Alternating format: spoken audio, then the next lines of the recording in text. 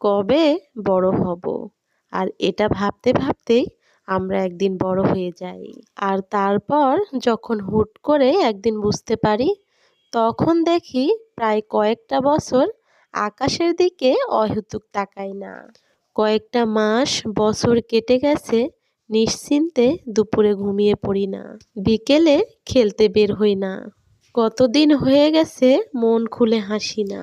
নিজের শখ, আহ্লাদ, ইচ্ছে সবকিছুই যেন ধীরে ধীরে একদম নিশ্চুপ হয়ে যায়। ছোটবেলায় যা যা করার ইচ্ছায় বড় হতে চাইতাম, তার কিছুই আসলে বড় হলে আর থাকে না। আমরা অর্ধেক জীবন কাটাই বড় হবার আশায়, আর বাকি অর্ধেক জীবন কাটাই ছোটবেলায় ফেরার আশায়। আসসালামু আলাইকুম প্রিয় ভাই বোনেরা, সকলে কেমন আছেন? আমি নাটোর জেলা থেকে আপনাদের প্রিয় বোন সুমি আরেকটি নতুন ভিডিও নিয়ে চলে আসলাম। আশা করি আজকের ভিডিওটিও আপনাদের কাছে প্রতিদিনের মতোই অনেক বেশি ভালো লাগবে। এখন বিকেল বেলা আর গাছের ফুলগুলো দেখে অনেক বেশি ভালো লাগতেছে।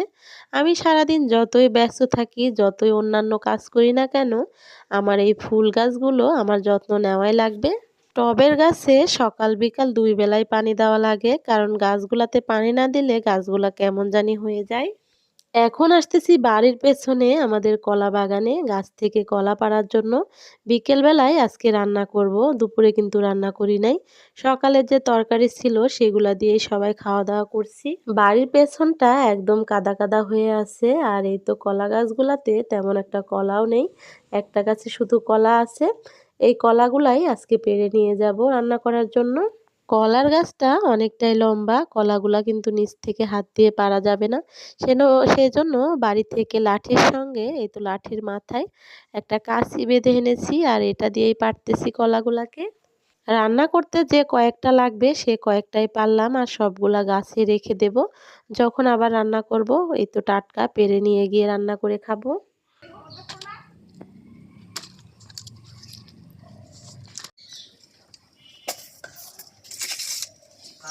কলাগুলা গাছ থেকে পেড়ে কুড়িয়ে বাড়িতে নিয়ে চলে আসলাম। আমার এই শখের বাড়িতে এখনো টিউবওয়েল বা মোটর কোনো কিছুই নেই। বাড়ির ভেতর থেকে কলসি করে পানি আনলাম। কাঁচা কলা দিয়ে ইলিশ মাছ দিয়ে রান্না করব, কারণ কাঁচা কলা আর ইলিশ মাছ খেতে কিন্তু অনেক বেশি মজা হয়। ইলিশ মাছ কিন্তু প্রায় দিনই খাচ্ছি, সেটা আমার প্রিয় ভাই বোনেরা আমার ভিডিওগুলো দেখলেই বুঝতে পারেন। ইলিশ মাছ, কাঁচা কলা, তার সাথে থাকবে কুমড়ো বড়ি। আমাদের উত্তরবঙ্গের মানুষের তরকারিতে কুমড়ো বড়িটা না থাকলে তরকারিটা কিন্তু জমেই না। তবে এই বছরে এখনো ইলিশ মাছটা কাঁচা কলা দিয়ে রান্না করে খাওয়া হয় নাই, সেই জন্য আজকে ভাবলাম গাছে যেহেতু কাঁচা কলা আছে আর বাড়িতে আছে ইলিশ মাছ, তাহলে এই তরকারিটাই রান্না করে ফেলি। কলাগুলা কেটে নেব, তার আগে আমি এই তো চালটা ধুয়ে নিচ্ছি ভাতটা বসানোর জন্য। অল্প করে চাল ধুলাম ভাতটা রান্না করার জন্য, কারণ রাতে বেশি কিছু খাওয়া যায় না। অল্প একটু ভাত খেলেই কিন্তু রাতের খাবারটা হয়ে যায়। আমাদের বাড়িতে সবাই সকালে ও রাতের খাবারটা বেশি খেতে পারে না, আর দুপুরের খাবারটাই বেশি খাওয়া যায় আর খেতেও ভালো লাগে। বিকেল বেলা তো রান্না করতে বসেছি, তবে আকাশে মেঘ মেঘ হয়ে আছে। ভাবতেছি উঠানে বসে রান্না করতে পারবো কিনা। বর্ষার দিনের আসলে কোনো কিছুই ঠিক থাকে না, কখন যে বৃষ্টি আসবে সেটা কেউ বলতে পারে না। কলা কাটতে গেলে অনেকটাই কষ্ট লাগে, সেই জন্য কেটে আগে পানির মধ্যে রেখে ধুয়ে উঠাচ্ছি, তারপরে কলাগুলাকে ছিলে নেব। রান্নাগুলা করব, আর আমার প্রিয় ভাই বোনদের সঙ্গে কিন্তু অনেক বেশি গল্প করতে ইচ্ছে করে। আমি যেহেতু সারাদিন অনেক বেশি ব্যস্ত থাকি, আমার পুরো বাড়ির কাজ কিন্তু আমাকে একা হাতেই করা লাগে। তবে আমার মা আমাকে অনেক কাজে সাহায্য করার চেষ্টা করে, কিন্তু প্রতিদিন আসলে সুস্থ থাকে না বা শরীরটা ভালো থাকে না, সেই জন্য সবসময় সব কাজে সাহায্য করতে পারে না। আর একা হাতে এই পুরো বাড়িটা সামলাতে গিয়ে আমি কিন্তু কারো সঙ্গেই তেমন একটা গল্প করার সময়ও পাই না। সকালটা শুরু হয়ে গেলেই আমার শুরু হয়ে যায় কাজ, আর এই তো কাজ চলতেই থাকে একদম দুপুর পর্যন্ত। একটানা কোনো সময় বসা হয় না।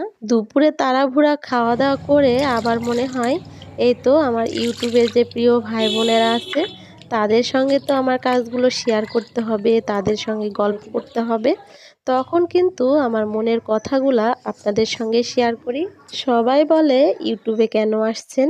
আসলে পরিবারের জন্য কিন্তু সবাই কিছু একটা করতে চায়। আমার স্বামী যেমন আমাদের জন্য বা আমার সন্তানদের জন্য দূর প্রবাসে পড়ে আছে আমাদেরকে ভালো রাখার জন্য, তেমন আমারও মনে হয় তার সঙ্গে সঙ্গে যদি আমিও কিছু একটা করতে পারি তাহলে তো সবাই মিলে খুব ভালো থাকতে পারবো। আর আমরা যেহেতু গ্রামে থাকি, গ্রামে থেকে ছেলে মেয়ে সংসার সামলাতে গেলে কিন্তু অন্য কিছু করাটা সম্ভব হয় না। আর এই ইউটিউব প্ল্যাটফর্মটা এমন একটা জায়গা যেখানে ছোট বড় ধনী গরিব শিক্ষিত অশিক্ষিত সবাই সমানভাবে কাজ করতে পারি, সবারই সমান অধিকার। যার যার যেমন অভিজ্ঞতা গুণ কাজ দেখিয়ে তাই সেভাবেই সফল হবে। আবার আমাকে অনেকেই কমেন্ট করে বলে যে আপনি কেন ইউটিউবে আসছেন, হাজবেন্ড তো টাকা ইনকাম করে বিদেশে আছে, তাহলে আপনার কেন কাজ করা লাগবে? স্বামী তো একটা সংসারে ইনকাম করবেই, তারপরে তার সঙ্গে সঙ্গে যদি বউ ইনকাম করে তাহলে কিন্তু সেই সংসারটা খুব তাড়াতাড়ি উন্নতি হয়। সবার জীবনেই টাকার অনেক বেশি প্রয়োজন। আর টাকা না থাকলে কিন্তু এই দুনিয়াতে কারো কাছে আপনার মূল্য থাকে না। আর যারা প্রবাসে থাকে তারা তো টাকার জন্যই থাকে। যেহেতু আমার স্বামী প্রবাসে আছে, টাকার জন্যই আছে, সেরকম আমিও কিন্তু এই তো টাকার জন্যই ইউটিউবে কাজ করতেছি। প্রবাসে থেকে আমার স্বামী যেহেতু আমাদের জন্য অনেক বেশি কষ্ট করতেছে, সেরকম আমিও চাই আমরা দুজনে মিলে টাকা ইনকাম করে আমার স্বামী যেন তাড়াতাড়ি আমাদের কাছে চলে আসতে পারে। এদিকে আপনাদের সঙ্গে গল্প করতেছিলাম আর এই তো রান্না করতেছি। রান্না করতে করতে এমন একটা ঝড় উঠে আসছে, আমি তো অনেক বেশি ভয় পাচ্ছি। আগুনটা শুধু বাতাসে চারিদিকে এদিক ওদিক দৌড়াচ্ছে, আমি তো ভয়ে এই তো উঠে পড়ছি। আজকে যে ভিডিওটা আপনারা দেখতে পাচ্ছেন এটা কিন্তু ৩-৪ দিন আগের ভিডিও। সেই দিনটা ছিল সারাদিনই প্রচণ্ড অনেক বেশি গরম, আর বিকেলবেলা হঠাৎ করে এমন একটা ঝড় আর বাতাস উঠছে। সেই বাতাসেই মনে হচ্ছে নিমিষেই পুরো দুনিয়াটাই একদম ঠান্ডা করে দিয়ে যাচ্ছে।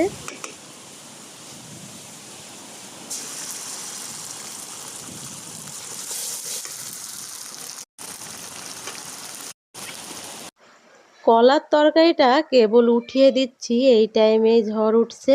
শুধু ভাবতেছি মনে হয় এই তো থেমে যাবে, এই ভেবেই রান্নাটা চালিয়ে যাচ্ছি। তবে অনেক সময় ধরে এই তো বাতাসটা হচ্ছে, কোনোভাবেই থামতেছে না।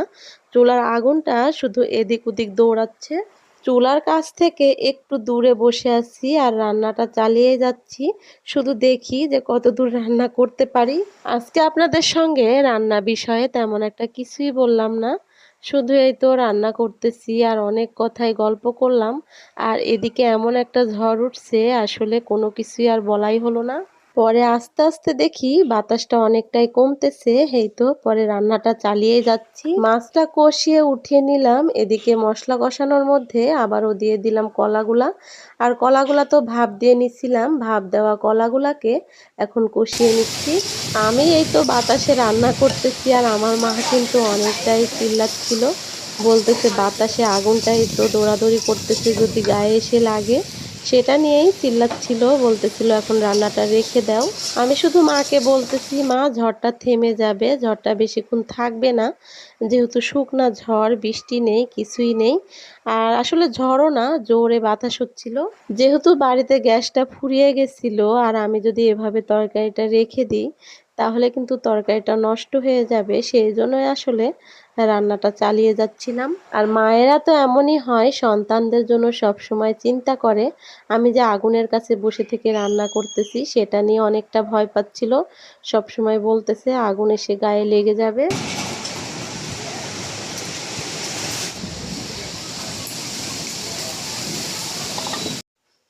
এই তো এবার কিন্তু তরকারিটা বলক উঠে গেছে, এর মধ্যে কষিয়ে রাখা মাছগুলা দিয়ে দিচ্ছি। আর আকাশের কালারটা এমন একটা হয়ে গেছে যে আমার তরকারির কালারটাও কিন্তু অন্যরকম দেখাচ্ছে। মাছগুলা দেওয়ার পরে এখন ভেজে রাখা কুমড়ো বড়িগুলাও দিয়ে দিচ্ছি।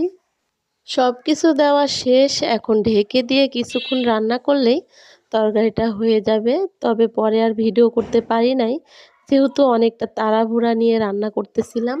অফ ক্যামেরায় রান্নাবান্না শেষ করছি আর এখন রাতের বেলা প্লেটে এখন ভাত তরকারি বেড়ে নিচ্ছি খাবার জন্য। রান্নাটা শেষ করতে করতেই সন্ধ্যা হয়ে গেছিল, অন্ধকার হয়ে গেছিল। আর আমাদের এখানে কিন্তু বিদ্যুৎ নেই। ঝড়ের সময় বিদ্যুৎটা চলে গেছে। ভাবছিলাম বিদ্যুৎ আসলেই খাবো, তবে বিদ্যুতের আশায় থাকতে থাকতে সবকিছু ঠান্ডা হয়ে গেছে। ভাতটা পাতিলে ঠান্ডা হয়ে এই তো শক্ত হয়ে গেছে, আর তরকারিটাও ঠান্ডা হয়ে গেছে। আর এই হচ্ছে আমাদের বাংলাদেশের অবস্থা। একটু ঝড় বৃষ্টি না হতেই শুরু হয়ে যায় লোডশেডিং। রান্না করতে করতে যে একটা অবস্থা হয়েছিল, তবে যে রান্নাটা শেষ করছি এটাই আলহামদুলিল্লাহ। আজকের রান্নাটা অনেক বেশি মজা হয়েছে। কলার তরকারি আমার এমনিতে অনেক বেশি পছন্দ, তার সঙ্গে ইলিশ মাছ বড়ি, এটা তো আরো বেশি মজা লাগে খেতে। খেতে খেতে আমার প্রিয় ভাই বোনদেরকে আবারও বলতেছি, যারা ভিডিওতে একটি লাইক দেননি অবশ্যই একটি লাইক দিয়ে দেবেন, আর আমার ভিডিওটি কেমন লাগলো সেটা অবশ্যই জানাবেন। আর আমার ভিডিওগুলো প্রতিদিন যদি আপনারা দেখতে চান তাহলে আমার চ্যানেলটি সাবস্ক্রাইব করে অবশ্যই আমার পাশে থেকে যাবেন। খেতে খেতেই প্রিয় ভাই বোনদের কাছ থেকে বিদায় নিলাম। আল্লাহ হাফেজ।